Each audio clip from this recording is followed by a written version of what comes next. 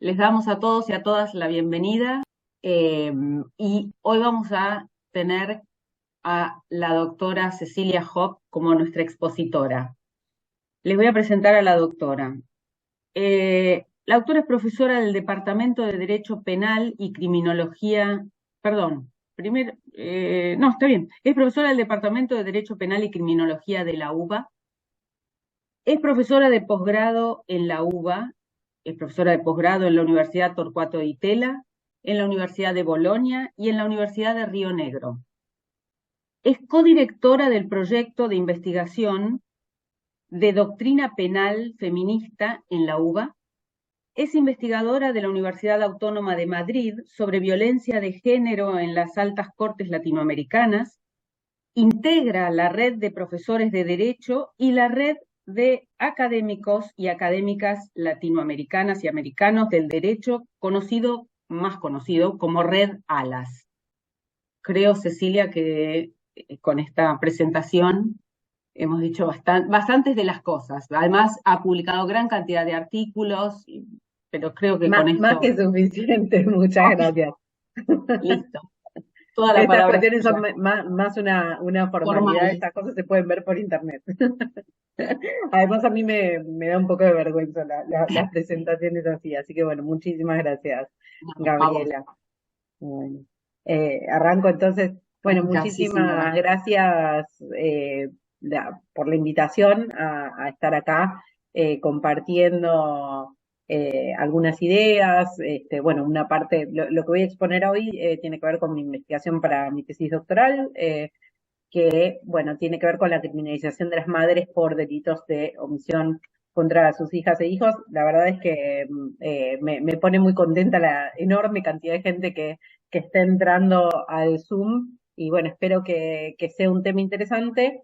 Eh, Como sugiere de todas maneras el título de la conferencia y en parte también mi formación académica, va a ser una charla principalmente sobre derecho penal porque Mm. es sobre delitos de omisión, sobre acusaciones a las madres por delitos de omisión contra sus hijas e hijos, pero me parece que justamente como la propuesta metodológica tiene que ver eh, con hacer un aporte desde el enfoque de género, desde la obligada perspectiva de género, a el estudio de un tema de derecho penal, me parece que justamente ese mismo enfoque feminista y las mismas herramientas metodológicas que nos van a servir para analizar un tema de derecho penal nos pueden servir también para pensar temas de otras materias, y lo digo porque, bueno, el público es muy amplio y la Oficina de la Mujer tiene llegada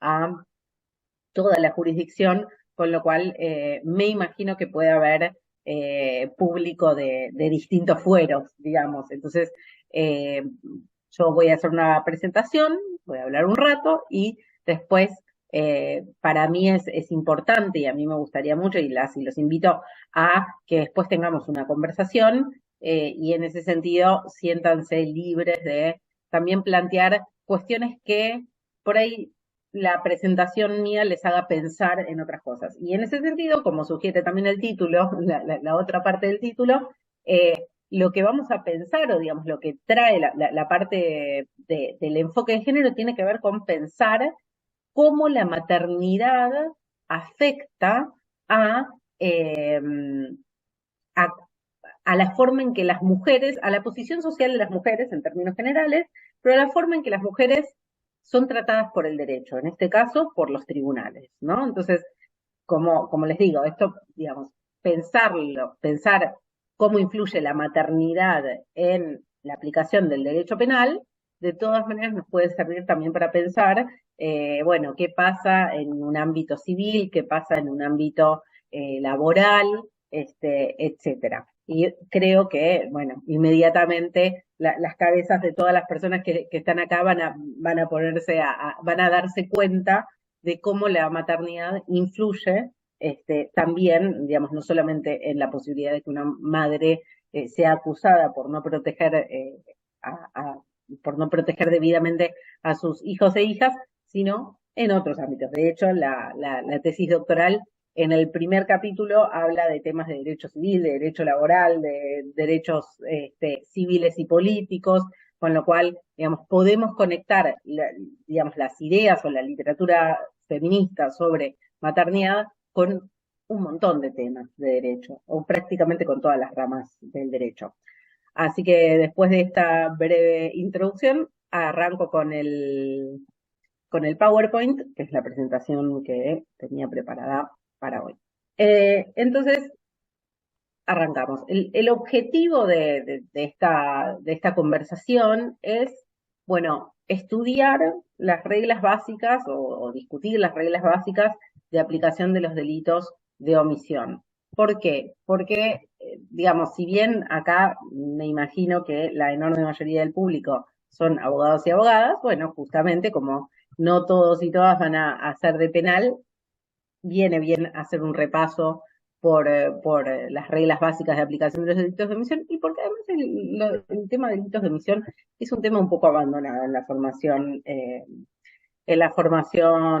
de los y las abogadas penalistas, así que aún siendo penalistas no nos viene mal repasar un poco eso. Por otra parte, observar los estereotipos de género que afectan la aplicación de los delitos de omisión. Acá, esta es la parte donde nos puede interesar en todas las materias. Los estereotipos de género, es decir, las expectativas sociales sobre cómo debe ser, cómo debe comportarse una buena madre o una buena mujer, afectan la forma en que aplicamos el derecho. En este caso vamos a hablar del derecho penal, pero van a ver que se les va a ocurrir cómo también los estereotipos de género pueden afectar cómo aplicamos otras ramas del derecho. Vamos a discutir la relevancia del contexto de violencia de género en la interpretación de las figuras legales de los delitos de omisión. En ese sentido, decir, bueno, ¿qué nos aporta saber que una madre acusada de un delito de omisión es víctima de violencia de género? O, dicho de otro modo, que la madre es víctima de la misma violencia que afecta a su hijo o hija, ¿no? O sea, supongamos un caso donde una mujer está acusada por el homicidio por omisión de su hijo o hija, que fue cometido por la pareja de la madre o por el padre del niño. Bueno, ¿qué pasa si la madre es víctima de la misma violencia, que terminó por matar al hijo, pero que podría haber terminado en un femicidio contra la madre, ¿no? Entonces, pensar de qué nos sirve ese dato, ¿no? O sea, de qué nos sirve saber que la madre es víctima de violencia de género. Digamos, qué rol juega este dato de la violencia de género en la interpretación del derecho penal. Y finalmente, ver algunos desafíos que plantean este tipo de casos, o sea, algunos desafíos para juzgar a las mujeres en conflicto con la ley penal, ¿no? Entonces, como yo les dije al comienzo, la idea de esta investigación, de este tema, es plantear un diálogo entre los estudios feministas o entre los estudios que incorporen la perspectiva de género y los estudios más tradicionales sobre derecho penal. Y esto es algo importante porque justamente la perspectiva de género es algo que la mayoría de las personas que están acá no incorporamos tanto necesariamente en nuestra formación jurídica de base, digamos, en la facultad, sino que la fuimos incorporando justamente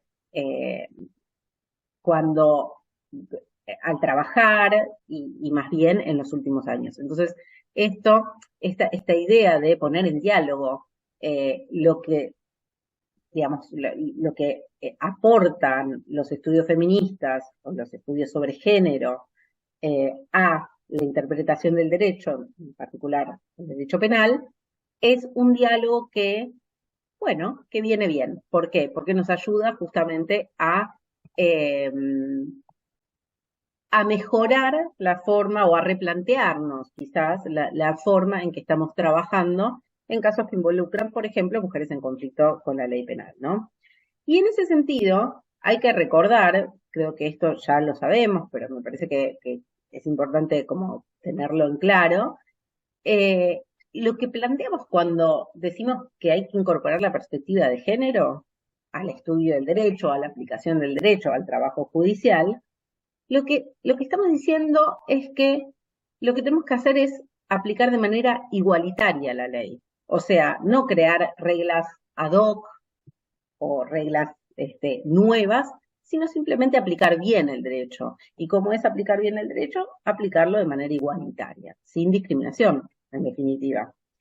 Y acá me parece importante, a ver, contextualizar la importancia de este tema en la actualidad. Y para eso me parece interesante traer el caso Manuela versus El Salvador de la Corte Interamericana de Derechos Humanos. Es un caso de fines que fue resuelto a fines del 2021, es decir, que es más o menos reciente, eh, y justamente aborda el caso de una mujer que fue criminalizada, condenada a 30 años de prisión, por haber tenido una emergencia obstétrica, un evento obstétrico que fue tener un parto sorpresivo, en soledad, no asistido, que culminó lamentablemente con la muerte del bebé y ella presa, condenada a 30 años de prisión. Entonces, eh, hablamos de un evento obstétrico, que es un parto, en este caso fue un parto, o sea, esta mujer, Manuela, estaba embarazada y de pronto tuvo un parto y no llegó o no fue al hospital, ¿no? En Argentina, más del 99% de o aproximadamente el 99% de los partos son hospitalizados, lo cual está muy bien, pero todavía también hay algunos casos en los que no es que la mujer no quiera ir al hospital, sino que no llega. ¿Por qué? Porque tal vez no sabía que estaba embarazada o porque tal vez realmente, y esto puede sonar raro, pero existe, digamos, está estudiado que las mujeres pueden no saber que están embarazadas, y o porque por alguna razón, digamos, el parto se desencadena de tal manera que no llegan al hospital. Bueno, quizás en El Salvador la realidad es distinta, probablemente tengan una tasa de hospitalización menor que en Argentina, que la tasa de Argentina es muy buena, pero este, pero bueno, tuvo un evento obstétrico, se le desencadenó un parto y ella tuvo que dar a luz en soledad y terminó muriendo el bebé. Después de eso, como tenía una hemorragia muy fuerte, fue hospitalizada, o sea, fue inmediatamente al hospital. Eh, en la institución, cuando ella llega, se dan cuenta que tuvo un parto, que no está el bebé o que el bebé estaba muerto y le hacen una denuncia. La denuncian eh, y lo que hace la justicia es acusarla a ella por homicidio, ¿no? Y finalmente la condenan a 30 años de prisión. Lo que marca la Corte Interamericana, en primer lugar, es que esta mujer tuvo una defensa ineficaz. ¿Por qué? Porque dice, en realidad no está probado, digamos, al observar todo el proceso, observan que no está probado que realmente Manuela haya querido matar a su bebé o que haya hecho algo para matar a su bebé, sino que lo que está probado es que tuvo un parto no asistido y que el bebé podía haber muerto también accidentalmente o que tuvo el parto y perdió la conciencia por la hemorragia y no tuvo ninguna posibilidad de salvar al bebé. Entonces, estaba la hipótesis del homicidio, pero había otras dos hipótesis alternativas que hubieran resultado en la tipicidad de su conducta, es decir, en que no era delito lo que había pasado, sino que había sido una situación lamentable que culminó con la muerte de un bebé. Pero la defensa de Manuela no había cuestionado la prueba, no había ofrecido prueba, no había planteado ninguna hipótesis alternativa, y entonces bueno, el tribunal igual, digamos, justamente como la defensa nunca se opuso a nada de lo que la fiscalía iba proponiendo como pautas para la imputación, bueno, la condenaron a 30 años de prisión, que era la pena mínima prevista para el delito por el cual se la condenó. Entonces, el primer punto que marca la Corte Interamericana es que hubo una defensa ineficaz. Y por otra parte, señala, y esto quizás es lo que más nos interesa hoy, también desde la perspectiva judicial es lo que más nos interesa, es que la imputación y la condena estuvieron basadas en estereotipos de género. ¿Por qué? Porque en vez de probar concretamente lo que había que probar para que se pudiera condenar por un homicidio, se aplicaron otros estereotipos, se aplicaron estereotipos de género que suplían esa la falta de prueba. La falta de prueba sobre el dolo, la falta de prueba sobre alguna acción, por ejemplo, que pudiera, que contara como una acción relevante para causar una muerte, para causar la muerte del bebé, ¿no? Que contara como homicidio, básicamente. Entonces, lo que dice la Corte Interamericana es que cuando condenamos a una persona sobre la base de estereotipos de género y no sobre la base del tipo penal aplicable o de las pruebas que se juntaron en el proceso, lo que hacemos es violar el principio de inocencia, porque en definitiva, cuando no probamos concretamente que una persona es culpable, violamos y la condenamos igual, violamos el principio de inocencia. Entonces, en definitiva, es eso lo que está diciendo la Corte Interamericana, y dice una cosa muy interesante también, precisamente para la función judicial, que es que cuando los jueces y las juezas, en vez de aplicar el derecho o en vez de basar una sentencia en pruebas regularmente adquiridas y pruebas que racionalmente puedan dar lugar a una condena, lo que hacen es violar también el principio de imparcialidad. Y esto es muy interesante para pensarlo porque tradicionalmente los organismos de derechos humanos venían diciendo que cuando una sentencia se basa en estereotipos de género es una sentencia discriminatoria. Pero ahora lo que están diciendo es algo más, que es que un juez o un jueza que entra a mirar un caso a través de una mirada impregnada de estereotipos de género, de prejuicios o de estereotipos de género, tampoco es un juez imparcial, porque ya tiene inclinada la balanza hacia un lugar. Entonces ahora vamos a ver concretamente cuáles son los estereotipos de género que se aplicaron en este caso de Manuela, ¿no? Y por otra parte, también dijo la Corte Interamericana que todos los tribunales tienen la obligación de considerar hipótesis de descargo, que eran las que les comenté, que era esto de que o Manuela quizás hubiera estado inconsciente por la hemorragia que tenía y entonces no pudo salvar al bebé, o que Manuela no supiera que estaba embarazada, o que no supiera que estaba por parir y que el parto se desencadenó de una manera tal que ella no pudo llegar al hospital. Todas esas son posibilidades que descartarían una responsabilidad penal. Bueno, el tribunal nunca las consideró, esas hipótesis de descargo, y entonces eso también hace a la condena una condena contraria a los estándares de derechos humanos y generó, en el caso de El Salvador, responsabilidad internacional. Y la Corte Interamericana dijo explícitamente que esta investigación de este hecho estuvo basada en estereotipos sobre cómo se comporta una buena madre, entre comillas, ¿no? Y entonces, acá vamos a repasar cuáles son los efectos de los estereotipos en el razonamiento probatorio. Y esto, de nuevo, estoy contando lo que dice la Corte Interamericana, ¿no? Por un lado, en el proceso penal contra Manuela, que llegó a la condena por 30 años de prisión, se presumió que una mujer no puede desconocer el embarazo o el avance de la gestación, ni el hecho de que se está por producir el parto, y que eso pasa, digamos, que esa imposibilidad de desconocer un embarazo o el grado de avance del embarazo, la inminencia del parto, tiene que ver con el instinto maternal.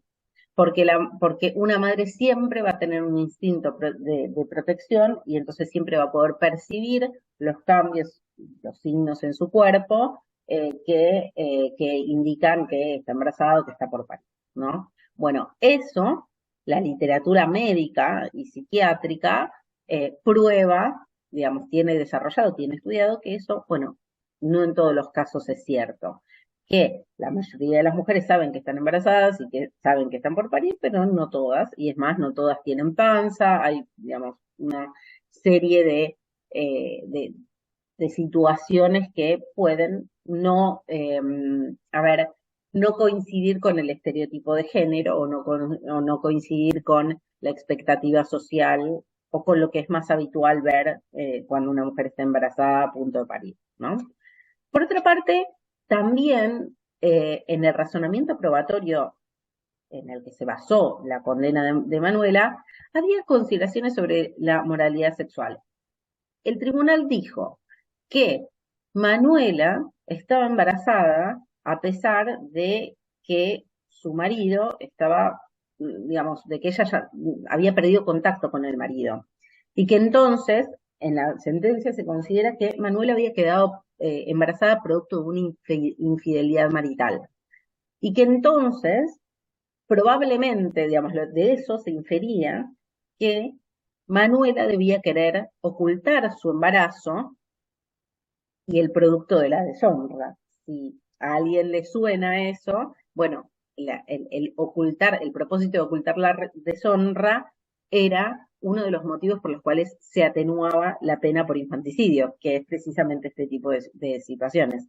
Las muertes que se producen al momento del nacimiento o inmediatamente después, ¿no? Entonces, eh, esa idea del ocultamiento de la deshonra sigue vigente en la sentencia en que se condenó a Manuela en El Salvador, pero les adelanto, por si no lo han leído, que en Argentina sigue pasando esto. En Argentina también hay consideraciones sobre el origen del embarazo, de si la mujer era soltera, si no era soltera, si tenía pareja, si se había separado, como una forma de argumentar que en realidad la mujer lo que quería era matar al bebé para ocultar su deshonra, ¿no?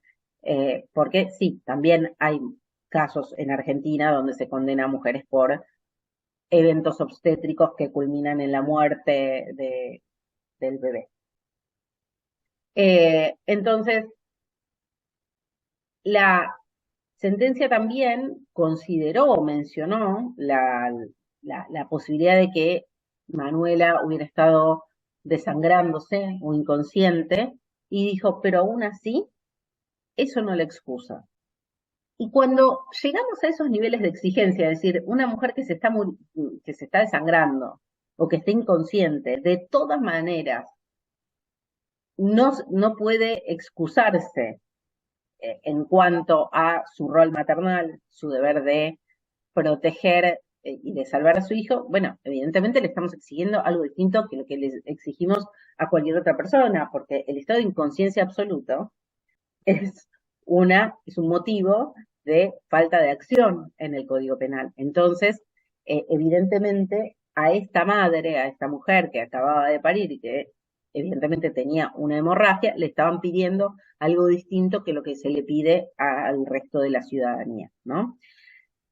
Y, digamos, la otra implicancia que tiene esto de decir, bueno, es irrelevante que eventualmente ella se estuviera desangrando o estuviera inconsciente, y es que en definitiva ella tenía que haber priorizado el, la vida, el salvar la vida de su hijo, frente a su propia situación de salud también comprometida, o sea, esta hemorragia y este posible estado de inconsciencia.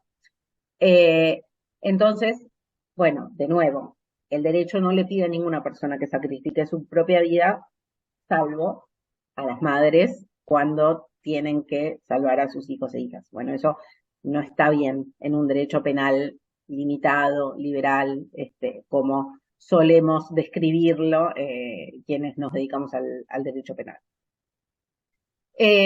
Y entonces, en definitiva, la Corte Interamericana concluye que se aplicó la ley de una manera discriminatoria, y por último también agrega la Corte Interamericana que 30 años para este tipo de situaciones donde de mínima la culpabilidad está reducida por la limitada capacidad que tenía, a ver, la capacidad de impedir la muerte tiene que ver con la tipicidad de un delito omisivo, pero en todo caso, sino también el estado de inconsciencia o el estado o el cansancio posterior al parto también pueden afectar, digamos, a la capacidad de salvar o a la capacidad de culpabilidad, según, digamos, nunca quedó demasiado claro qué fue lo que pasó, qué fue lo que le pasó a Manuela, pero lo que concluye la Corte Interamericana es que la situación descrita no puede dar lugar a una pena de 30 años. Digo, pensemos que 30 años en las escalas de nuestro Código Penal es una pena, bueno, altísima.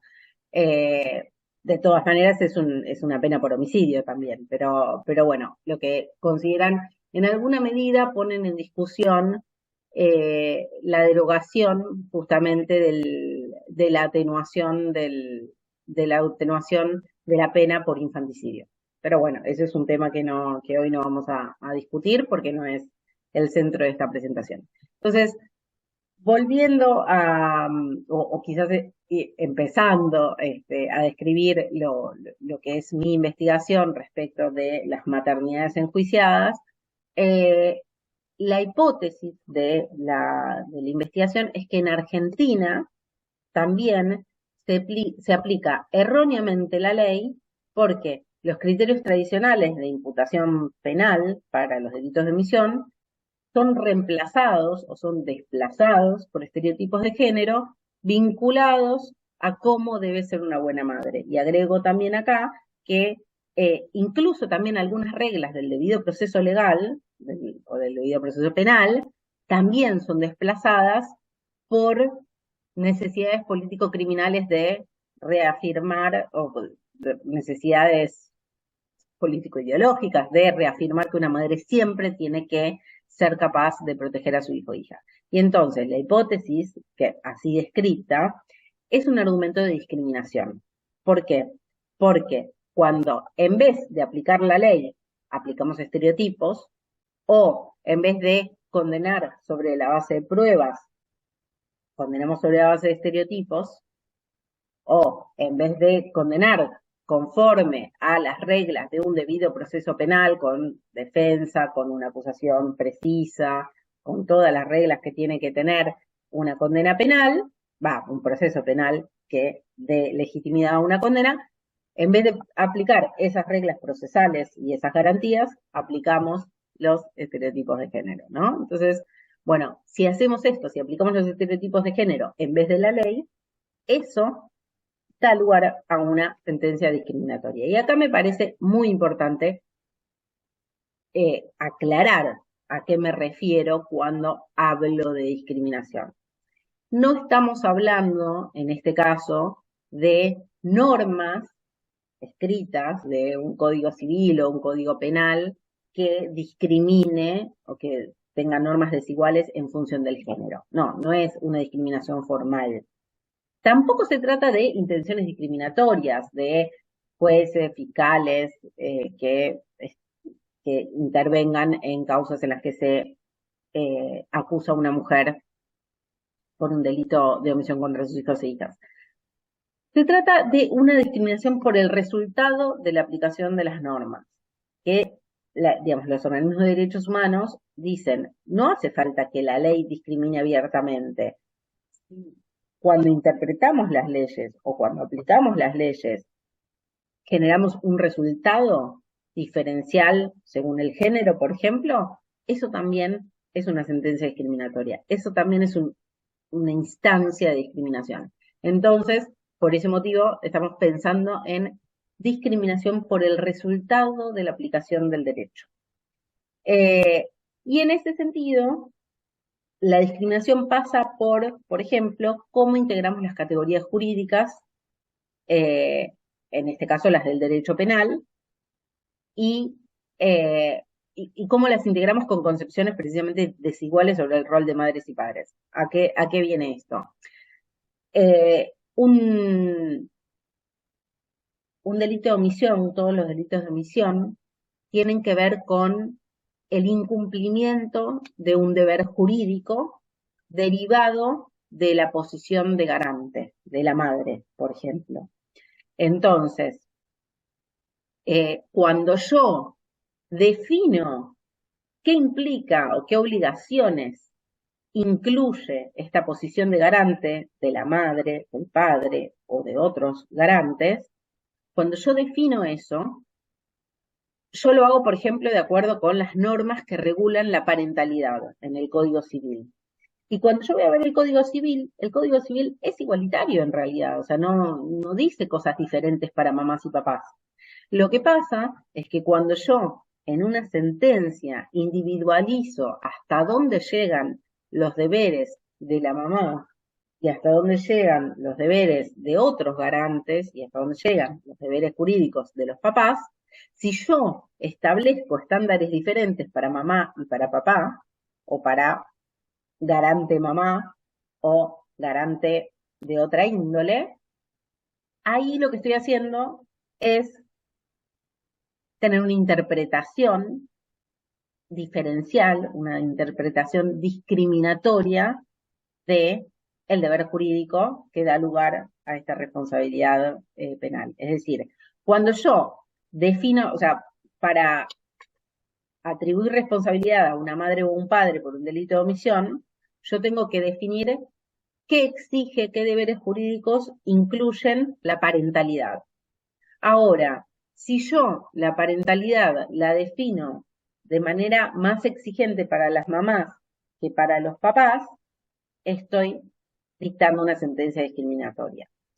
Y en ese sentido, digamos, no es sorprendente en realidad que jueces y juezas o que fiscales definan de manera distinta el contenido o los alcances de las obligaciones de la parentalidad para mujeres y para varones. Porque en nuestra sociedad también tenemos expectativas diferentes sobre qué es lo que tiene que hacer o cómo tiene que ser una mamá y cómo tiene que ser un papá. Digo, una madre que abandona a sus hijos no es juzgada de la misma manera que un padre que abandona a sus hijos, ¿no? Entonces, como culturalmente tenemos pautas distintas para mujeres y para varones, en particular respecto de lo que es el cuidado de los hijos y las hijas, lo que tenemos que hacer es tener mucho cuidado de no incorporar esas normas diferenciales, digamos, esos deberes jurídicos distintos o esas expectativas sociales distintas, no incorporarlos en la forma en que interpretamos el derecho. Y eso lo podemos hacer justamente a partir de ser conscientes de la discriminación, digamos, de los roles diferenciales que hay en nuestra sociedad, por eso son importantes los cursos de sensibilización de género que viene haciendo la Oficina de la Mujer hace tantos años, darnos cuenta de la discriminación o de los roles diferentes que se atribuyen a mujeres y varones, y después hacer un esfuerzo muy especial de tratar de no reproducir esos roles diferenciales que atribuye la sociedad a las mujeres y a los varones, no reproducirlos en las sentencias. Es un esfuerzo especial porque es despegarnos de nuestra cultura, pero hay que hacerlo. ¿Por qué? Porque si no lo hacemos, dictamos sentencias discriminatorias. Entonces, también hablamos de discriminación cuando se le exige a las madres sacrificios heroicos o que, digamos, pongan en peligro su propia vida o que cumplan deberes que en realidad no están a su alcance, que son de imposible cumplimiento. ¿Por qué digo que esto es discriminatorio? Porque a ningún garante se le exige que sacrifique su propia vida para salvar a la persona que tiene el deber de proteger, y porque a nadie se le exige eh, un deber que es de imposible cumplimiento. Y esto creo que quienes vengan de civil lo saben mucho más que los penalistas, que es que si es imposible de cumplir, no es un deber jurídico. Yo me acuerdo que en civil me daban el ejemplo de si yo me comprometo a, firmo un contrato de que yo en el que yo me obligo a tocar el cielo con las manos, ese contrato no es exigible, no me vincula porque es imposible tocar el cielo con las manos, por lo tanto, no es, no es un deber jurídico. Lo que es imposible no puede constituir un deber jurídico. Eh, por otra parte, también hay discriminación cuando una sentencia reafirma la subordinación de los derechos de las mujeres al rol maternal. Entonces, hay que tener cuidado con las sentencias que, por ejemplo, acusan a una madre por homicidio por omisión o por abandono de persona, por haberse ido a trabajar y haber dejado a sus hijos e hijas eh, al cuidado del padre, por ejemplo, o del progenitor afín, o sea, de la pareja conviviente de la madre. ¿Por qué? Porque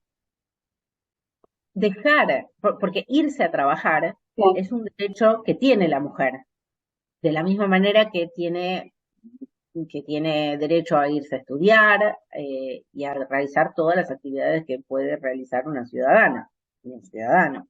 Entonces, cuando cuando definimos este deber jurídico que ella tiene hacia su hijo o hija, lo que tenemos que hacer es pensar qué restricciones de derechos supone este deber jurídico.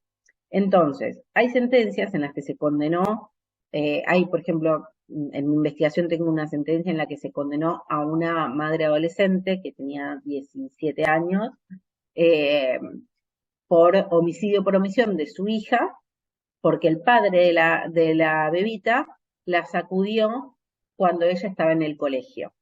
Entonces, cuando la condenan a ella, en alguna medida la sentencia está diciendo que ella no tenía derecho, que ella no podía o que ella hizo mal en ir a la escuela.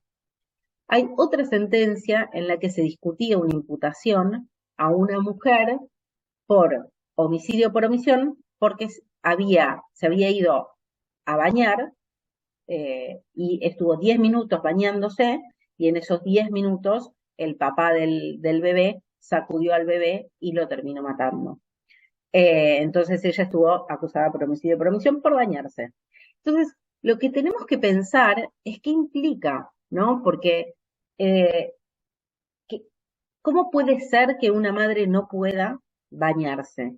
¿O cómo puede ser que una madre no pueda dormir, por ejemplo? Cuando siempre hay como que pensar un poco cuál es el correlato del deber que estamos afirmando.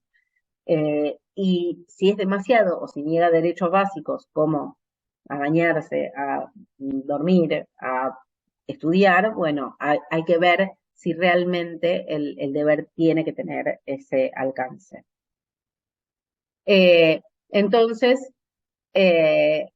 y finalmente, digamos, esta forma en que yo les estoy describiendo cómo analizo la discriminación, tiene que ver con cómo lo hacen, cómo analizan la discriminación en los tribunales internacionales como la Corte Interamericana o el Comité CEDAW, el Comité contra la Discriminación contra las Mujeres, utilizan esta metodología para definir lo que es discriminación.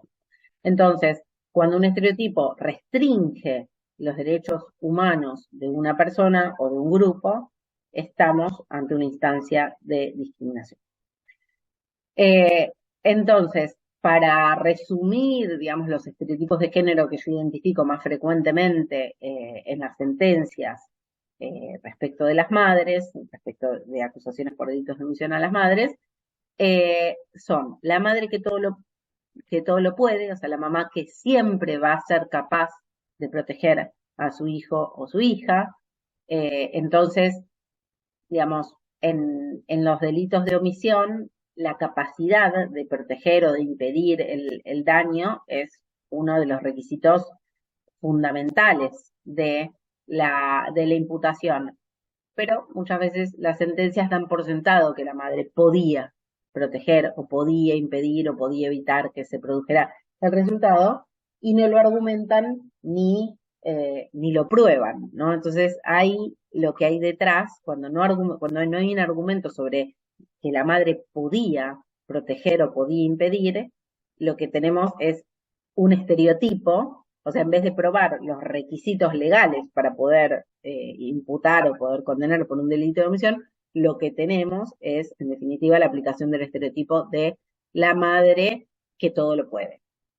El segundo estereotipo es la madre que todo lo sabe, es una madre que siempre sabe lo que les pasa a sus hijos, siempre sabe qué gravedad tiene una lesión, ¿no? Entonces, muchas veces eh, se le reprocha a la mamá, o se dice, se presume que la mamá sabe qué le pasó a su hijo cuando el hijo se lastimó mientras ella estaba trabajando. Y hay veces que no lo sabe, porque, por ejemplo, el padre o la persona que lo estaba cuidando le miente acerca de qué fue lo que pasó, que dio lugar a esa lesión. Entonces, muchas veces lo que se hace es presumir que la madre sabía eh, o reprocharle no haber sabido y decirle, deberías haber sabido. Entonces, o sea, aunque vos no sepas qué fue lo que le pasó o qué tan grave es la lesión que presenta tu hijo, deberías haberlo sabido, ¿no? Entonces, acá está el estereotipo, cuando no probamos el dolo, eh, entonces lo que estamos haciendo es aplicar el estereotipo de la madre que todo lo sabe. El tercer estereotipo es la madre que todo lo sacrifica, o sea, esa mamá abnegada que siempre que va a estar dispuesta a poner en peligro o sacrificar su propia vida para salvar a la de sus hijos. Y el cuarto estereotipo es la madre que prioriza el cuidado de sus hijos y entonces, en definitiva, eh, abandona o posterga o subordina cualquier otra obligación o cualquier otro interés que pueda tener.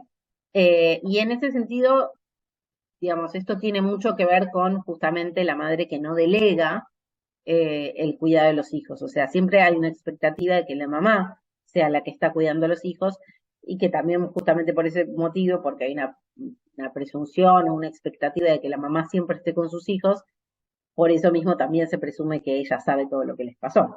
E incluso volviendo al estereotipo de la madre que todo lo sabe, incluso hay veces, hay imputaciones en las que se le reprocha a la madre no haber reconocido un peligro para la salud de su hijo cuando ese niño o niña fue revisado por un médico. Entonces se le pide a una mamá que sepa más que el médico sobre, por ejemplo, sobre las dolencias que presenta su hijo, ¿no? Entonces, todos estos son estereotipos, son expectativas sociales que una madre puede cumplir o no cumplir.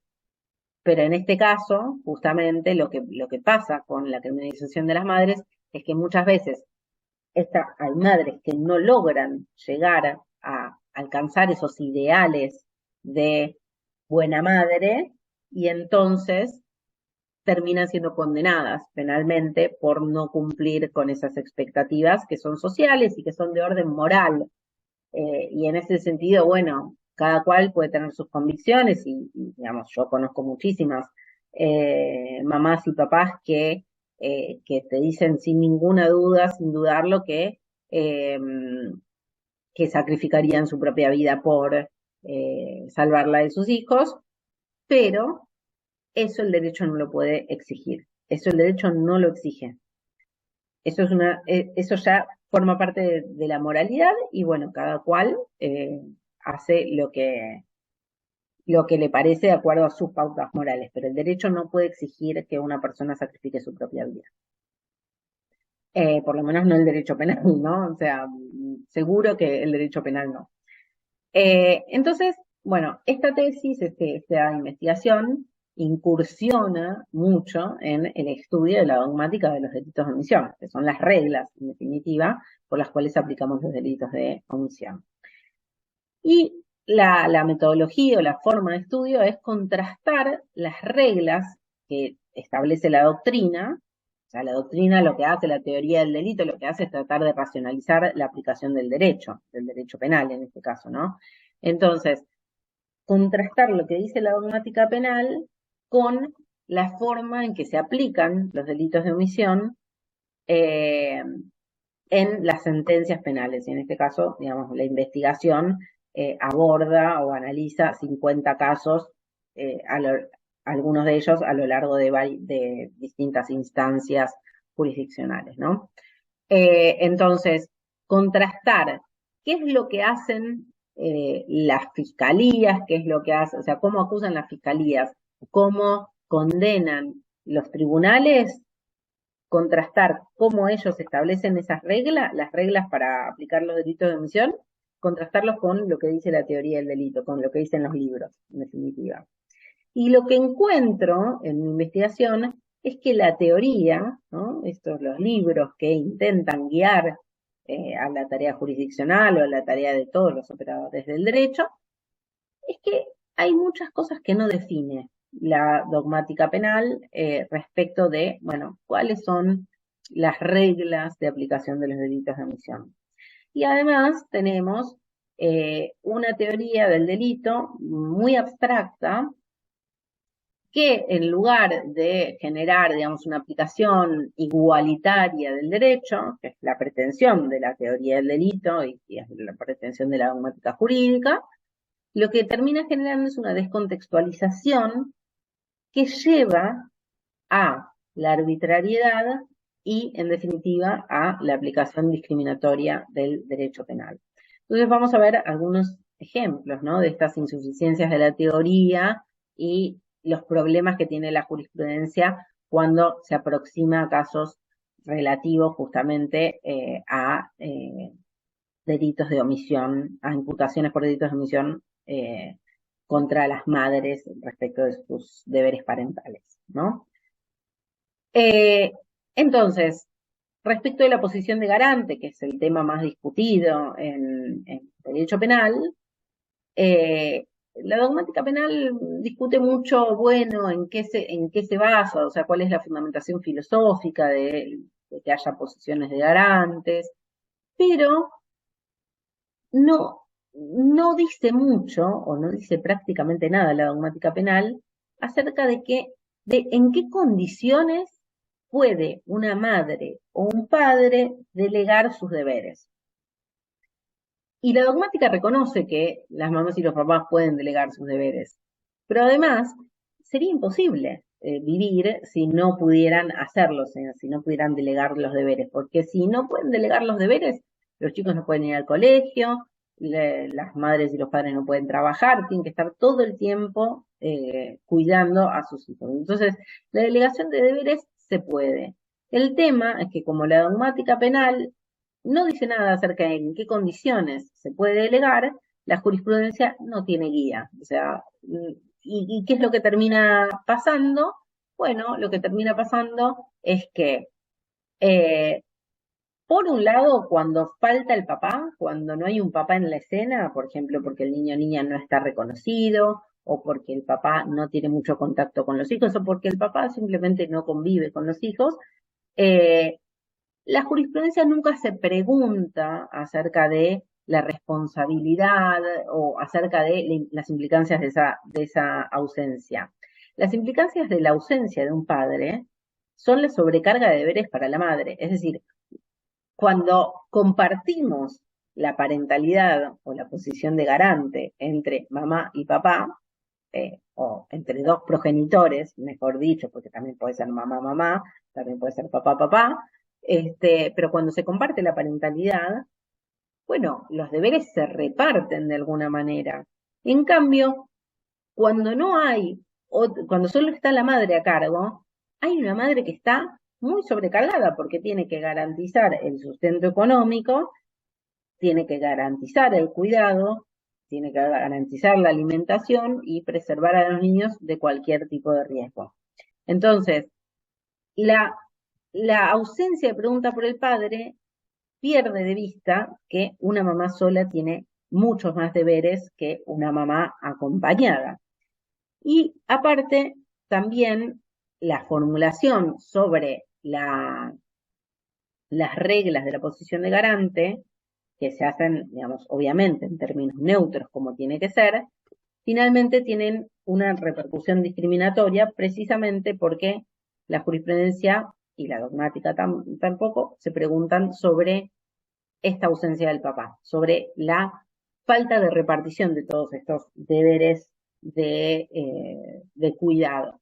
Entonces, volviendo a las condiciones de la delegación de deberes, parece ser que, bueno, que dejar a los chicos en la escuela, digamos, no es algo reprochable, pero dejar a los chicos con un hombre que es iracundo o que le pegó a la mamá, ya puede estar por fuera eh, de la posibilidad de delegar. Pero tendríamos que tener reglas un poquito más claras acerca de en qué condiciones una madre se puede ir a trabajar, a estudiar, a bañar, a dormir, ¿no? O sea, en qué condiciones se pueden delegar los deberes de garantía, siempre obviamente de manera transitoria, etcétera. Sin embargo, esta, digamos, cuando una madre, lo que tiende a pasar en la jurisprudencia, por lo menos, digamos, en lo que vi yo en mi investigación, es que cuando una madre delega, siempre está mal delegado y ella tiene responsabilidad, mientras que cuando un papá no aparece o cuando un papá delega porque se va a trabajar, porque no vive con los hijos, ahí no hay ninguna responsabilidad. Y bueno, ahí hay algo que pensar, porque estamos teniendo una regla diferencial. O sea, el papá parece que puede delegar en cualquier condición y la mamá parece que no puede delegar en ninguna condición si termina pasando una tragedia o si termina su hijo o hija dañado de alguna manera, ¿no?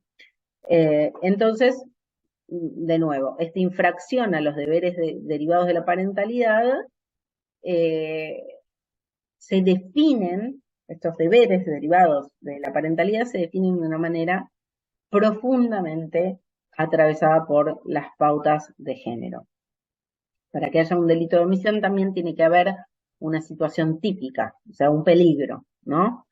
Pero en la teoría, si nos vamos a estudiar los delitos de omisión, el problema es que hay cierta indeterminación teórica acerca de qué características tiene que tener un peligro. Entonces, por ejemplo, si una mamá, una mujer sufre violencia en su casa todos los días, por ejemplo, entonces es un hombre que es violento, pero no le pega a los hijos, o sea, siempre la violencia va contra ella. Y entonces la mamá, por ejemplo, se va a trabajar sabiendo que el hombre es iracundo, no sabiendo que les puede pegar a los hijos. Bueno, ese riesgo, que es muy indeterminado en el momento en que ella se va a trabajar, ese riesgo es un riesgo apropiado para decir que cuando la madre se va a trabajar está cometiendo un homicidio por omisión. Es dudoso, ¿no? Y la dogmática penal no ayuda mucho a la jurisprudencia a definirlo, pero tenemos que entender que, bueno, hay que pensar, bueno, en qué previsibilidad puede tener, ¿no? Esto de cuando la madre se va, sabe que, cuando una madre sabe que un hombre que su pareja es iracunda, eso en qué medida le permite prever con cierta certeza, con cierta precisión, que puede llegar a matar a su hijo. Y puede que sí, puede que no. En general no. O sea, la mayoría de los hombres que son violentos no terminan por matar a los niños, pero algunos sí. Entonces, ¿puede ser un riesgo tan indeterminado el que fundamente una, un delito de omisión? Bueno, ahí la jurisprudencia tiene poca reflexión, pero eso también tiene un correlato con la poca reflexión que se le da en la dogmática penal a este aspecto. El resultado es que a las madres se les termina imputando cualquier resultado en cualquier condición. O sea, si una madre se va a trabajar o se va a estudiar o se va a bañar y pasa algo con sus hijos, bueno, cualquier resultado le es imputable. Entonces, en definitiva, si la mamá se va a trabajar y el niño después, mientras ella está trabajando, atacan al hijo y termina muerto, entonces es homicidio por omisión. Y si se va a trabajar y el progenitor afín le pega al niño y lo lesiona, bueno, entonces la madre será responsable por lesiones por omisión. Esa no es una forma correcta de imputar delitos de omisión, porque lo que tiene que haber es un riesgo que sea más o menos, que sea suficientemente determinado. Entonces, hay que pensar un poco más cómo podemos definir el riesgo, esta situación típica que exige la tipicidad de un delito de omisión. Por otra parte, la capacidad de impedir es el corazón del delito de omisión, porque sin capacidad para impedir no hay ninguna omisión en términos jurídicos, por esto de que nadie debe aquello que no puede. El tema es que en la jurisprudencia no se suele determinar cuál es la acción mandada. O sea, se dice, bueno, la mamá tenía la obligación de impedir que esto pasara. Pero lo que tenemos que hacer es definir, o sea, lo que tiene que hacer la acusación y una sentencia también, es definir exactamente cuál era la acción que la madre tendría que haber realizado y no realizó. ¿Y esto por qué? Justamente porque si yo no sé, si yo no tengo claro qué es lo que la madre tendría que haber hecho para salvar a su hijo, yo no puedo evaluar, si no sé cuál es la acción mandada, no puedo evaluar si esa acción estaba al alcance o no estaba al alcance de la madre. Fíjense qué importante, porque si no sé cuál es la acción mandada, no puedo evaluar la capacidad para impedir o para proteger. Y en ese sentido, otra cuestión sobre la que la doctrina reflexionó poco es dónde ubicamos sistemáticamente la exigibilidad. Como sabemos, el derecho también, digamos, tiene el límite de lo que es posible, o sea, de la capacidad, en este caso de la capacidad para impedir, pero también hay un límite de exigibilidad, o sea, no solamente no voy a estar obligada a hacer aquello que yo no puedo hacer, que es inalcanzable para mí, sino que hay algunas cosas que no son exigibles, porque son demasiado pedidas. Por ejemplo, esto de los sacrificios heroicos. Generalmente, esto de que el derecho no le exige sacrificios heroicos a las personas, lo ubicamos, lo analizamos en el nivel de la culpabilidad. Pero cuando justamente el delito consiste en el incumplimiento de un deber, la infracción a un deber jurídico, ese deber está limitado por la, por la posibilidad de cumplimiento, pero también por la exigibilidad. Entonces, en ese sentido, aunque la dogmática penal lo discutió poco, y entonces no tiene mucha capacidad de guiar a la jurisprudencia, tenemos que pensar que esto de no exigirle sacrificios heroicos ya es una cosa que tenemos que analizar directamente en la tipicidad, en decir si se cometió o no se cometió un delito de omisión, no es ni siquiera un problema de culpabilidad. Y por otra parte, justamente cuando hablamos, cuando pensamos, cuando deberíamos analizar la capacidad de la madre para impedir, lo que hace mucho la jurisprudencia es desestimar los esfuerzos que sí hizo la madre para proteger. Porque muchas veces la madre por ahí intenta, por ejemplo, trabajar, por ejemplo, empieza a trabajar para poder tener plata para salir de la situación violenta en la que vive. Y entonces, en definitiva, está tratando de salvar a sus hijos, pero necesita dinero para eso. O la madre hace una denuncia y el Estado no responde. Eso también es un esfuerzo de protección. El esfuerzo puede haber sido infructuoso. O la madre puede contratar a a una persona que cuide a los niños, pero por ahí el niño está enfermo y por ese día se tiene que quedar en la casa. Y ella se tiene que ir a trabajar de todas maneras, y ese día, justo que el nene quedó en la casa, se produce el ataque por el que después a ella la condenan por delito de omisión. ¿Ella de verdad no hizo nada para proteger al niño o en realidad hizo algunas cosas que no fueron exitosas para salvar a su hijo? Bueno, esto tenemos que pensarlo bastante, porque muchas veces hay esfuerzos de las madres por proteger, pero realmente son esfuerzos infructuosos porque es difícil, porque es una situación difícil, realmente, porque son deberes difíciles de cumplir o que rozan el nivel de lo que ya no es exigible. Y en ese sentido, muchas veces la jurisprudencia construye una imputación con la estructura de la omisio libere in causa, que es que en realidad el reproche es como que se genera a dos tiempos.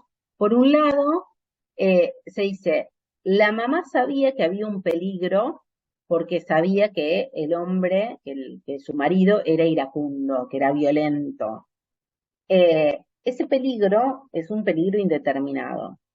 Entonces, en el momento en que ella sabe que hay un peligro genérico, tiene capacidad de resguardar a sus hijos, el peligro no es tan concreto, no es un peligro apropiado para, por ejemplo, una imputación por homicidio por omisión. Y después lo que pasa es que ella se va a trabajar. Entonces, en ese momento, en el momento en que ella se va a trabajar, no tiene conocimiento del peligro concreto y tampoco tiene capacidad de intervenir en esa situación de peligro. Pero lo que dicen es, bueno, igualmente te reprocho haber estado en esa situación de no poder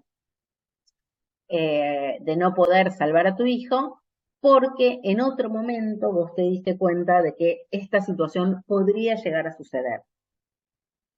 Y esto es problemático porque en general la dogmática penal, cuando habla de este problema del omisio libere in causa, habla de un solo caso, que es el caso del guardabarreras. ¿Sí? Para quienes estudiaron delitos de omisión, lo tienen que conocer el caso del guardabarreras, que es un guardabarreras que está a cargo de la seguridad del tránsito de los trenes, o sea que su trabajo es mover una palanca para evitar que en el cruce de trenes se choquen. Entonces, su trabajo tiene un horario limitado y este guardabarreras es un irresponsable, se emborracha o se queda dormido. Entonces, durante ese horario, él tiene un deber que es mover la palanca para evitar los choques y él no lo cumple, ¿no? O se va a su casa y deja la barrera descuidada, ¿no? Entonces, lo que se dice es, bueno, el guardabarrera sabe que si se queda dormido, se va a producir un accidente. Entonces, digamos, esa actitud de quedarse dormido, en definitiva, le genera responsabilidad porque sabe muy bien qué es lo que va a pasar si él se queda dormido. En cambio, cuando pensamos la situación trasladada a los casos de las madres que se les reprocha un delito de omisión, la maternidad es un trabajo para toda la vida. Pero bueno, la responsabilidad parental es continua, es constante. Entonces, digamos, la madre siempre en algún momento se va a tener que incapacitar para cumplir sus deberes. ¿Por qué? Porque tiene que dormir, porque a veces, y porque tiene otros derechos, o sea, tiene derecho a trabajar, tiene derecho a el esparcimiento, tiene derecho a delegar el cuidado. Entonces, cuando pensamos en ella no podía hacer esto, tenemos que pensar en qué, qué importantes son las restricciones a los derechos de la madre que le estamos imponiendo si decimos ella no debió irse a trabajar o no debió irse a estudiar. Bueno, esto ya lo dije antes. Y cuando la jurisprudencia presume que la mamá podía proteger, o cuando no lo analiza correctamente, lo que hace es, en definitiva, reprocharle que ella, sabiendo que su marido, que su pareja, es violento, es un hombre violento, no se fue de la casa, ¿no? Pero esta pregunta o este reproche, ¿por qué no te fuiste?, desconoce las dinámicas y los efectos de la violencia en las relaciones interpersonales, de convivencia, ¿no? Que hacen que para las mujeres no sea particularmente sencillo salir de una relación violenta. ¿Por qué? Porque hay limitaciones estructurales que tienen que ver con la falta de recursos, que la mujer puede no tener acceso a recursos, o puede no tener un lugar a donde ir, puede no tener un hogar, o puede pasar, y esto lamentablemente sigue pasando en Argentina, aunque por supuesto que se mejoró mucho en este sentido, ¿qué pasa si una mujer intenta irse de la casa donde hay violencia, intenta irse con sus hijos, hace una denuncia y no pasa nada. Y bueno, en ese sentido, si ella se va y hace una denuncia, pero el Estado no hace nada para protegerla, en definitiva, lo que termina pasando es que ella está en un peligro mayor que antes de hacer la denuncia, está en una situación peor todavía que antes. Entonces, pensar que si las mujeres no se van de una relación violenta es porque no quieren o porque están muy enamoradas, bueno, es errado, es directamente errado porque es muy difícil para las mujeres que sufren violencia poder irse de esos hogares violentos, ¿no? Y además también hay limitaciones culturales, o sea, si lo pensamos, en la religión mayoritaria de Argentina, el matrimonio es indisoluble, o sea, legalmente podemos divorciarnos, pero, digamos, desde el punto de vista religioso, no es algo liviano separarse de una pareja. Y además, bueno, no es liviano separarse de una pareja con la que se tiene una familia, con la que se tiene proyección de futuro, para nadie. Y para las mujeres que sufren violencia, tampoco. Entonces, las limitaciones culturales también hay que tenerlas presentes. Por otra parte, las limitaciones legales. Una mujer que tiene hijos en común con el papá, con el agresor, en realidad, cuando se va de la casa intempestivamente con los hijos, lo está privando del contacto con los hijos y está justificada para hacerlo, obviamente lo tiene que hacer, pero está cometiendo una acción típica de obstrucción del contacto del padre con sus hijos. Y eso, bueno, después le puede traer problemas legales a ella.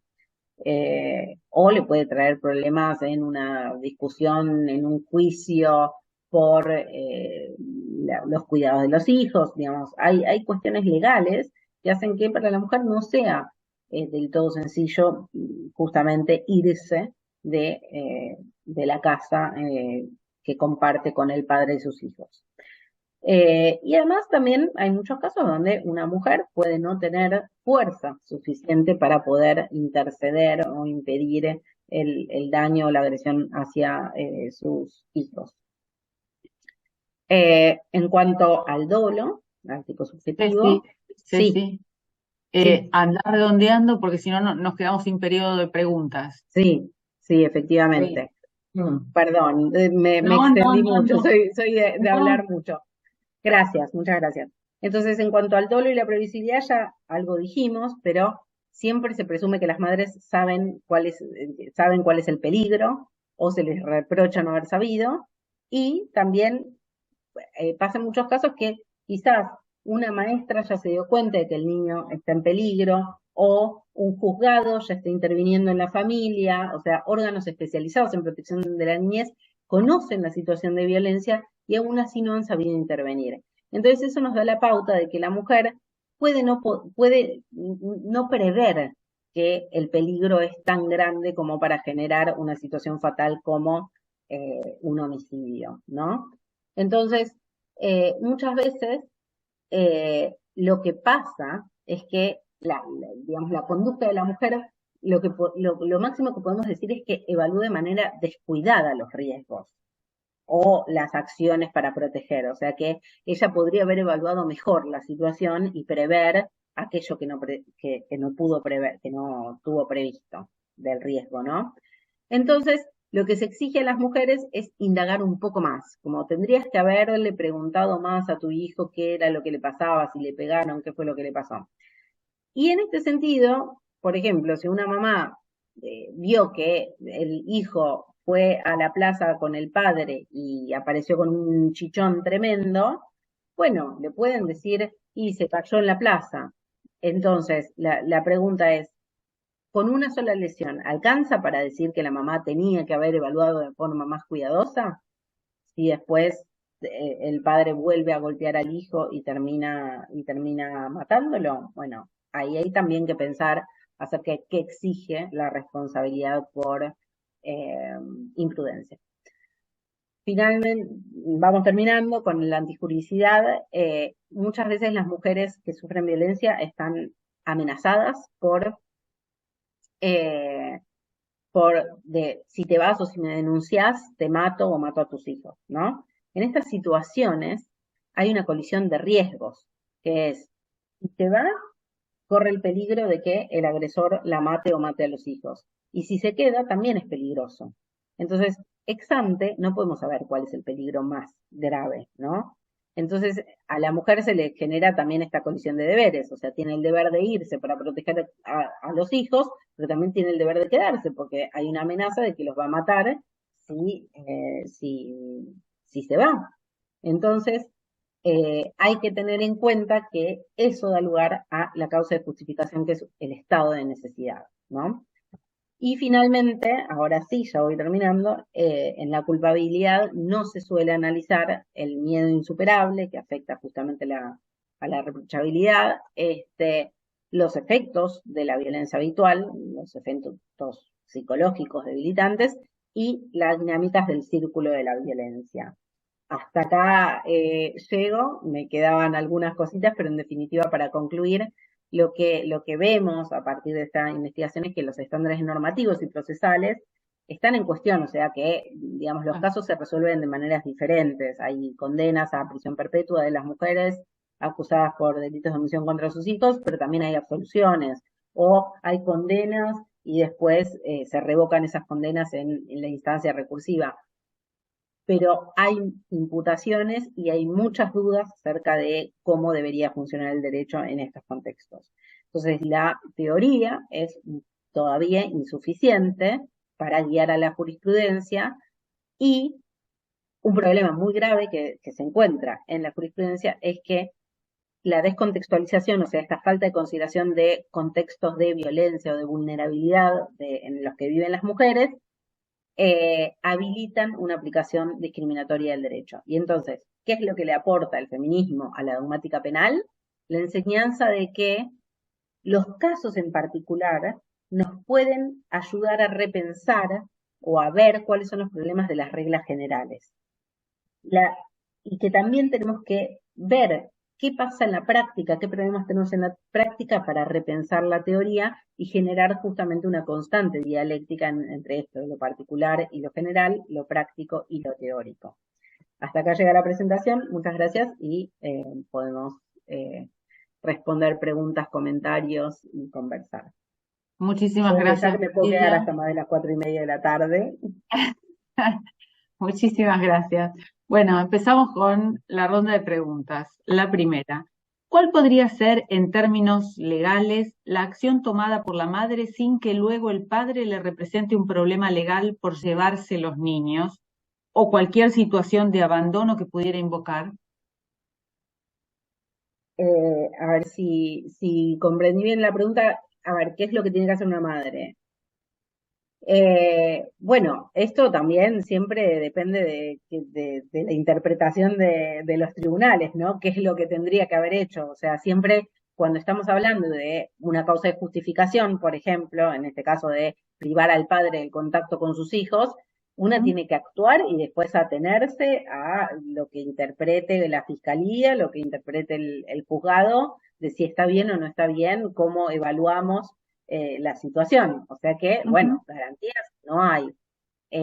Yo supongo que ayuda, por ejemplo, irse a la casa de hacer una denuncia.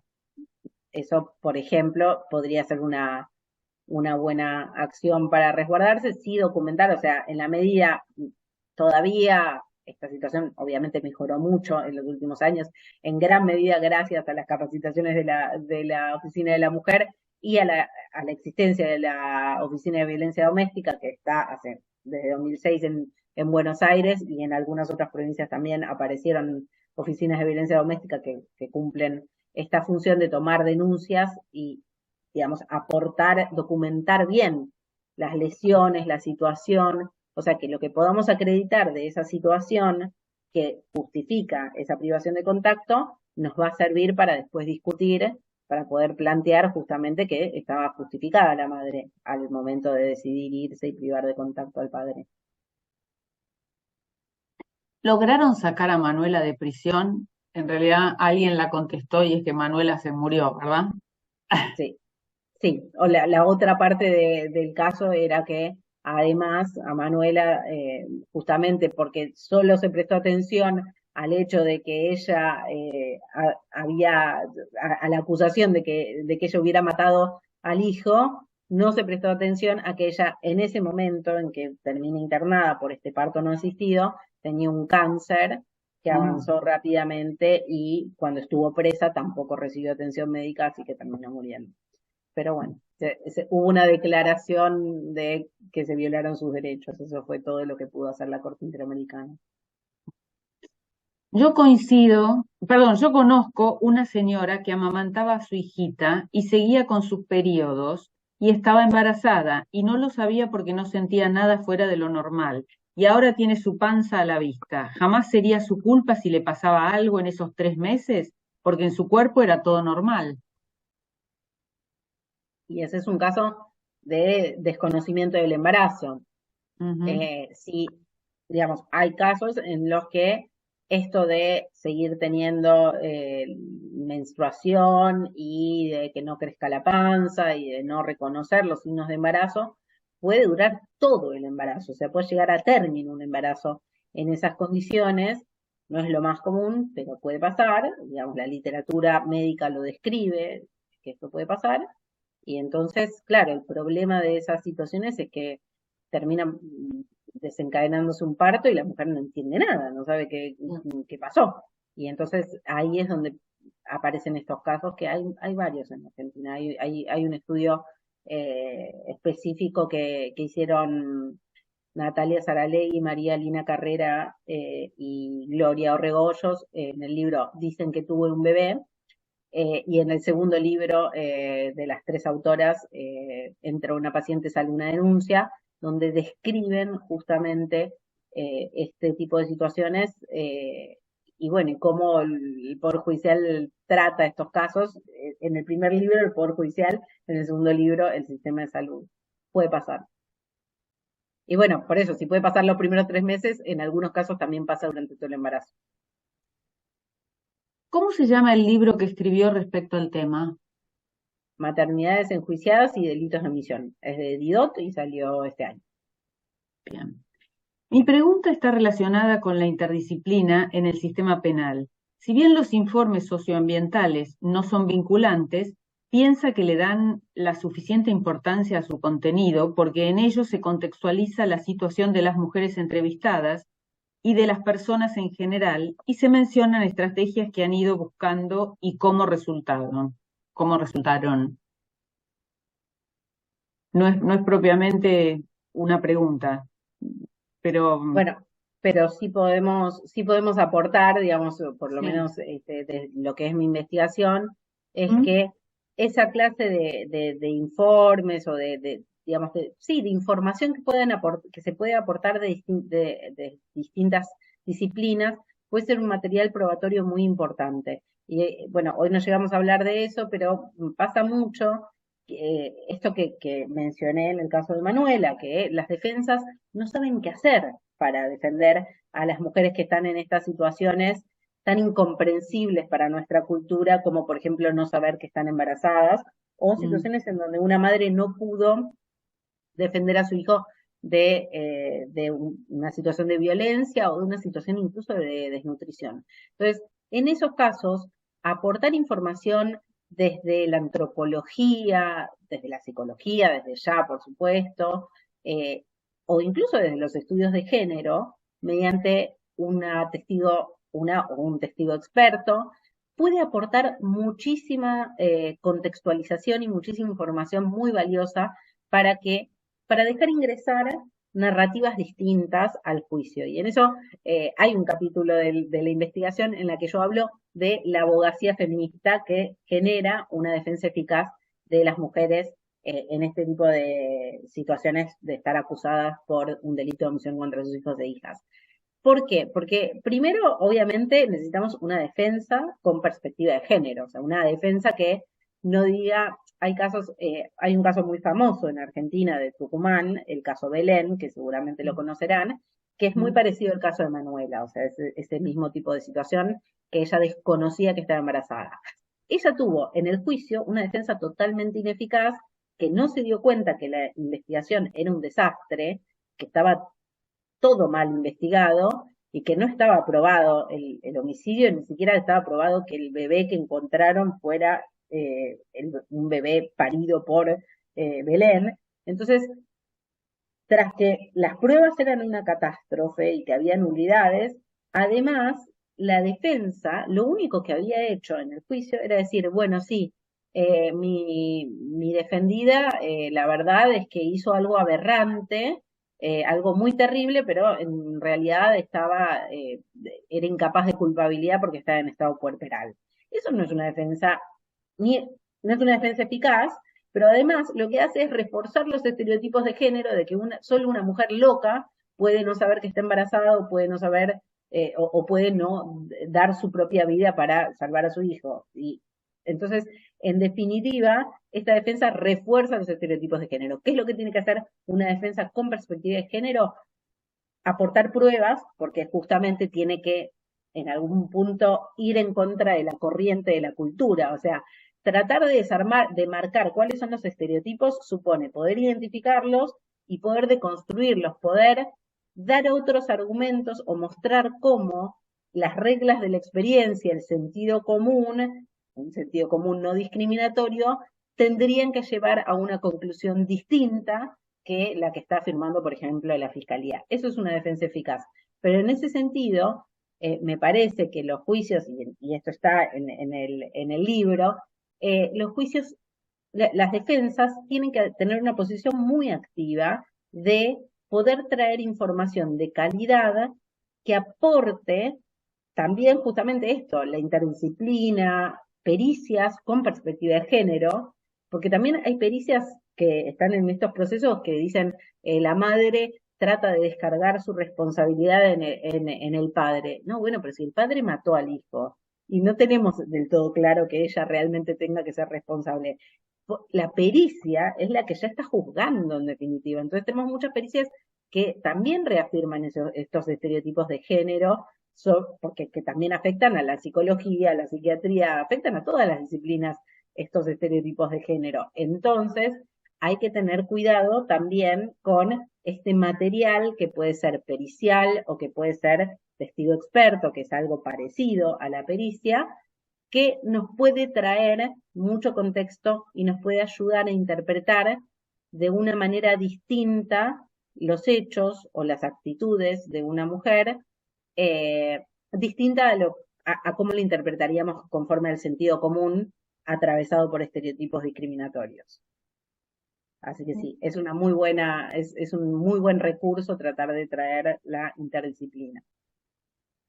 ¿Los fallos a los que se hizo referencia están individualizados en el material disponible? Están Digamos, en Power. están individualizados en el libro, pero Ok. les puedo perfectamente pasar la lista de jurisprudencia, se la paso a la oficina de la Pásame. mujer y la Sí, pueden sí. circularizar. Sí. Sí, por supuesto. La subimos, quédense tranquilos, tranquilas, la subimos con la videoconferencia. ¿Podría ampliar lo referente a la ineficacia de los organismos de protección de la niñez?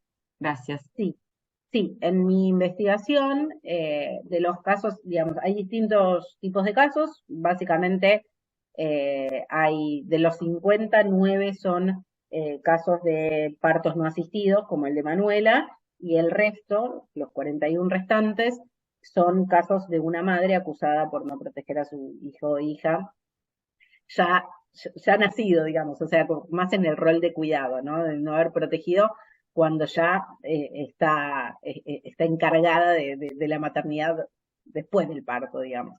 Entonces, en esos casos, de los 41 casos, aproximadamente la mitad, ahora no me acuerdo exacto el número, pero más o menos la mitad o más de la mitad de esos casos, claro, había situaciones de violencia o de vulnerabilidad, de pobreza extrema, que ya habían sido advertidos porque la mamá había llevado al médico a un hijo, al hijo lastimado, o porque la municipalidad, por ejemplo, hay un caso muy conocido, el de María Obando, que era es una mujer de Misiones, que tenía 12 hijos, y una de sus hijas murió por desnutrición.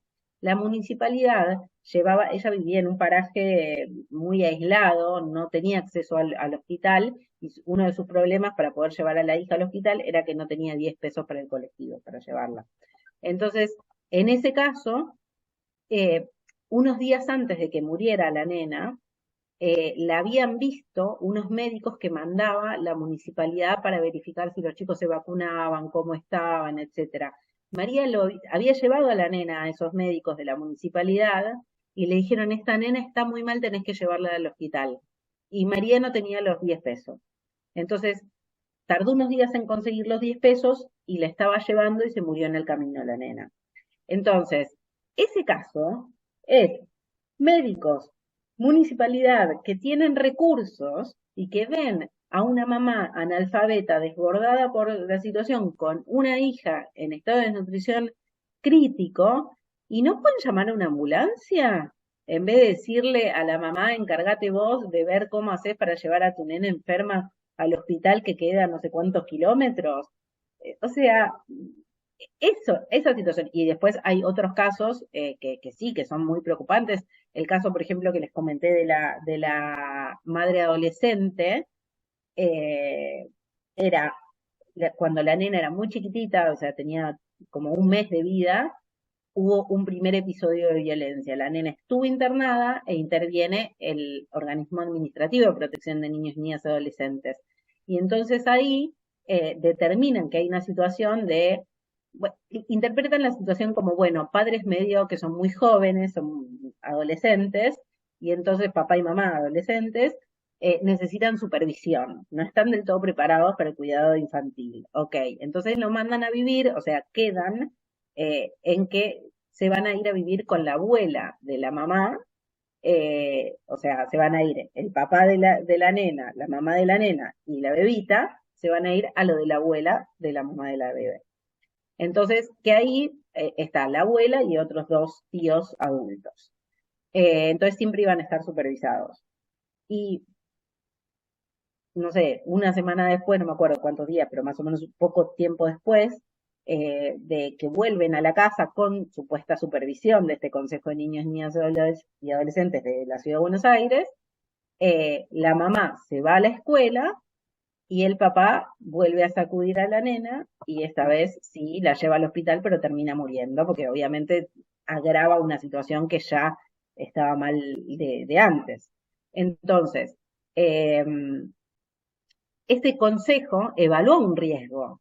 Dijo, acá hay papá y mamá inexpertos, pero no se dieron cuenta de que había sido intencional la lesión. Entonces la pregunta es, ¿por qué la mamá se tendría que haber dado cuenta que era intencional? Esto es lo que un poco nos muestra este estereotipo de la madre que todo lo sabe. Y también hay casos de intervenciones judiciales. Hay un caso, el primero que tuve, que me dio la idea de profundizar en esta investigación, era también de una mujer que se juntó, se fue a vivir con una pareja porque estaba embarazada de él y bueno, y se juntó con este hombre violento y tenía un nene de 2 años. 18 días después de iniciar la convivencia, a la mamá le sacan el cuidado de su hijo y lo institucionalizan al nene porque el nene estaba desfigurado. O sea, la cuidadora, la niñera, hace una denuncia de que el nene estaba golpeado, tenía la cara desfigurada.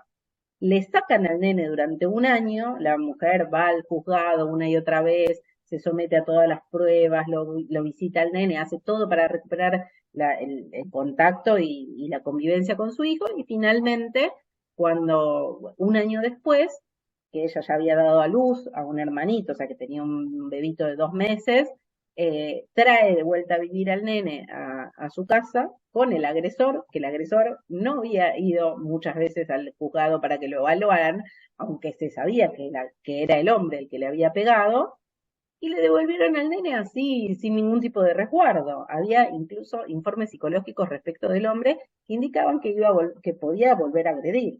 Y bueno, vuelve el nene y 9 días después termina muerto de una peritonitis por golpes del padrastro. ¿Y qué pasó? La mamá terminó condenada a la misma pena que él por abandono de persona.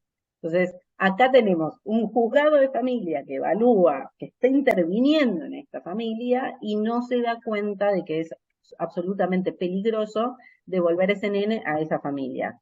A esto me refiero cuando digo que los organismos de protección de la niñez muchas veces advierten una situación genérica de peligro y a veces no saben si es tan grave o no es tan grave. Entonces la pregunta es por qué la mamá tiene que saber mejor o poder mejor, porque a veces eso, la intervención, o sea, qué es lo que hay que hacer para poder salvar a este nene o nena, no es tan claro. Entonces, si un juzgado de familia no sabe qué hacer, si el organismo de protección de niños, niñas y adolescentes no sabe qué hacer, si la maestra o el médico no saben qué hacer para proteger, ¿por qué la mamá tiene que saber mejor o tiene que poder mejor? Esto se trata ya de un tema de capacidad de decir, bueno, ¿qué haces frente a una situación difícil? Frente a una situación imprevisible en alguna medida. Entonces, bueno, me parece que es importante pensar y contrastar esto, de por qué le damos tan poca responsabilidad a los organismos que tienen que cuidar también a la niñez y por qué tanta responsabilidad a las mamás. Y eso tiene un poco que ver con una concepción del cuidado infantil como un tema privado en el que el Estado no tiene por qué intervenir. Y hay un montón de instituciones que están encargadas del cuidado infantil. Entonces hay que replantear un poco eso y empezar a mirar el tema no tanto como un tema de derecho penal, o no principalmente como un tema de derecho penal, sino de reforzar el cuidado de la niñez desde otros lugares, además de proteger a las mujeres y a los niños de la violencia intrafamiliar. Bien. Estos mismos supuestos se dan a veces en imputaciones respecto de delitos de índole sexual, en los cuales el victimario es pareja de la madre, por ejemplo. Sí. Eh, no son los que más encontré, y yo podría, digamos, por ese motivo, digamos, mi investigación no dice tanto al respecto, pero sí hay imputaciones a las mamás por no haber impedido violencia sexual contra sus hijos o hijas. Mm. Eh, Mi hipótesis es que no es tan así porque, bueno, son la violencia sexual, los abusos sexuales, se suelen hacer como un poco más escondidas. O sea, en general las madres es más difícil de pensar que están al tanto y además hasta se puede pensar que porque se considera que y es feo de ponerlo en esos términos, se considera que la pareja de la madre está cometiendo una infidelidad contra la madre. Entonces la madre no va a querer, o sea, si se entera, algo va a hacer para que no, para impedir esa infidelidad con su hija o hijo menor de edad. Pero bueno, son cosas que aventuro, pero bueno, me parece, yo no encontré tantos casos, pienso que porque, y ojo, acá también en mis 50 casos yo me centro en casos que llegan a juicio, por lo menos a juicio, porque justamente hablan de casos que tuvieron una fiscalía que dijo esto tiene que ir a juicio, un juez o jueza que dijo esto tiene que ir a juicio y en general que se realizó un juicio. Entonces realmente hay un litigio que además nos aporta mucha información acerca de cómo se formula la imputación, cómo se dicta la sentencia, una sentencia, digamos, de la etapa de investigación no es tan rica en argumentación jurídica como lo puede ser en una de tribunal oral, con grandes excepciones, obviamente que hay sentencias de instrucción muy fundamentadas y jurídicamente muy interesantes, pero digamos, un juicio ya nos da otra pauta de esfuerzo institucional en llevar adelante esa persecución penal. Así que puede ser que esos casos queden un poco más en instrucción. O que sean juicios abreviados, también podría ser, digamos. No puedo dar una hipótesis muy precisa o una conclusión muy precisa acerca de este tipo de casos porque no tengo tantos, tengo poquitos. ¿Le parece que habría que trabajar conjuntamente con los equipos interdisciplinarios para que puedan brindar mayores elementos para la evaluación de los jueces, que puedan visualizar algunos de estos aspectos que justamente pueden surgir de evaluaciones de los profesionales de las distintas disciplinas? Yo creo que sí, que esos equipos interdisciplinarios ayudan mucho a la función judicial, a la función de juzgar, precisamente. El tema es que me parece importante que haya cuidado al evaluar al evaluar esas evaluaciones, en definitiva, porque, bueno, porque la ciencia no está exenta tampoco de estereotipos de género. O sea, la biología, los estudios de biología, los estudios de medicina, los estudios de psicología están totalmente atravesados también por estereotipos de género. Entonces, sí, tiene que ser, o sea, yo creo que una pericia o alguna, o informes interdisciplinarios pueden ayudar muchísimo, pero depende, tienen que tener perspectiva de género, no puede ser cualquiera, porque si no también hasta pueden, digamos, pueden empeorar o profundizar el uso de estereotipos en el razonamiento probatorio, justamente. Y eso sí, sí lo vi mucho y hay un análisis específico en uno de los capítulos del libro en donde hablo justamente de los peritajes que bueno, que por no tener perspectiva de género empeoran la situación, la posibilidad de juzgar correctamente a las madres. Claro. Bueno, aviso que voy a hacer solo 2 preguntas más porque nos hemos pasado de tiempo. Yo En encantada y les agradezco muchísimo las preguntas. la instancia de ejecución penal nacional, contamos con un equipo interdisciplinario. Es importantísimo contar con la mirada de otros profesionales antes de decidir en casos en los que se pueden vislumbrar vulnerabilidades. La mirada del derecho es muy corta frente a los casos que llegan al ámbito penal. Bueno, no es una pregunta. ¿En qué circunstancias se puede reprochar a una madre el no cuidado de una víctima de ASI intrafamiliar? ¿En qué circunstancias? Y bueno, Mm, punto número uno, la mujer tiene que saber que hay una situación de abuso sexual, ¿no? Eso es punto mm. número uno, fundamental.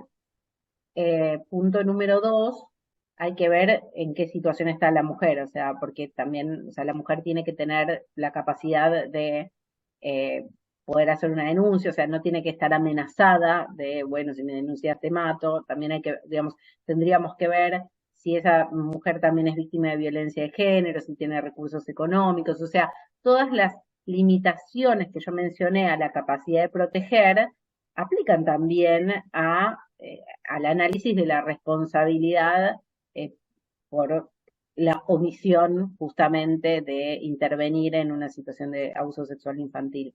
Y quiero por ahí hacer una aclaración que espero que, digamos, yo quizás hace falta puntualizar, yo no estoy en contra de que existan los delitos de omisión y a mí me parece que una madre puede ser responsable por un delito de omisión contra sus hijos o hijas, pero es una clase de imputación muy compleja que tiene requisitos específicos para la tipicidad, que tiene especificidades en cuanto a cómo evaluamos la antijuridicidad, cómo evaluamos la culpabilidad y que es absolutamente fundamental poder evaluar todos esos requisitos que exige la teoría del delito, que exige la ley, en definitiva, con perspectiva de género. Sí, bajo esos parámetros puede haber perfectamente una condena bien dictada por un delito de omisión. ¿Considera que se puede aplicar sentencia con perspectiva de género cuando una mujer comete homicidio por omisión con un adulto mayor que resulta ser su madre, pero a lo cual había varios hermanos que ocasionalmente vivían fuera de la ciudad, por lo que la mujer era la única que estaba cerca del adulto mayor a quien debía controlar que no le faltase la medicación que la llevó a la muerte, siendo que era la única que estuvo más presente que el resto de los hermanos? Sí, ahí hay una situación de complejidad que es podríamos hacer un buen paralelismo con la falta de pregunta por el padre, ¿no? O sea, ¿qué pasa cuando en realidad hay varias personas que jurídicamente, hay una o más personas, en este caso de los hermanos que no viven en Buenos Aires, bueno, también son garantes en términos formales ante la ley. El tema es que una sola se hace cargo del cuidado bien, mal, más o menos, ¿no? Ujú. Entonces, ahí tenemos una garante, a ver, desde ya que los hermanos que no se hacen cargo siguen siendo garantes, por un lado, pero por otro lado, posiblemente no tengan dolo, porque no saben sobre la situación de peligro, no saben si están si la adulta mayor o el adulto mayor está recibiendo todos los tratamientos que tiene que recibir y los cuidados, la hidratación, la alimentación, todo lo que tiene que recibir. Entonces, tenemos una garante sobrecargada. Cuando tenemos una garante sobrecargada, eso, digamos, no anula sus deberes, pero sí justamente hace al contexto de, bueno, la capacidad o, o la exigibilidad, ¿no? Entonces, bueno, la medicación, ¿por qué no se la dio? Porque no tenía plata para comprar la medicación, porque no tenía tiempo, porque los cuidados que exige esta persona adulta mayor son más de los que la mujer tiene capacidad de dar en términos económicos y materiales. O sea, de nuevo, en abstracto no se responden estas preguntas, se responden viendo el contexto. Entonces yo lo que puedo recomendar es que cuando tenemos un caso así, y que hay esos casos también, lamentablemente, porque las personas adultas mayores muchas veces son descuidadas y eso es otra forma de violencia que no es violencia de género, pero es violencia también en función de una razón discriminatoria que es por la edad. Eh, bueno, lo que hay que hacer es contextualizar, o sea, ver qué capacidad tenía la garante de hacerlo mejor, en definitiva, de hacer, de garantizar mejor el cuidado.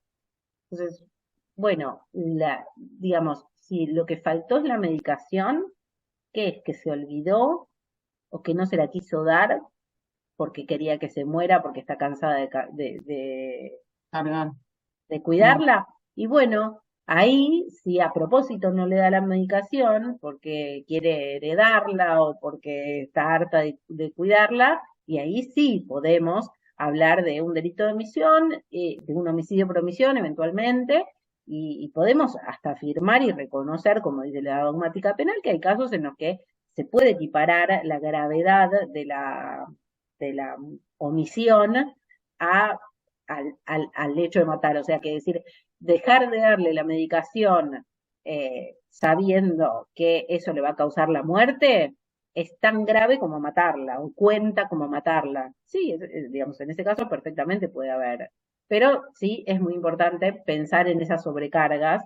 Y bueno, esto la dogmática penal no lo trata mucho, realmente la sobrecarga de la garante, pero hay una contraposición interesante entre Roxin y Jacobs. Jacobs en particular dice que por la sobrecarga digamos, el hecho de que la persona requiera extremos cuidados constantes, tendría que ser un atenuante de la responsabilidad de la garante, la o el garante.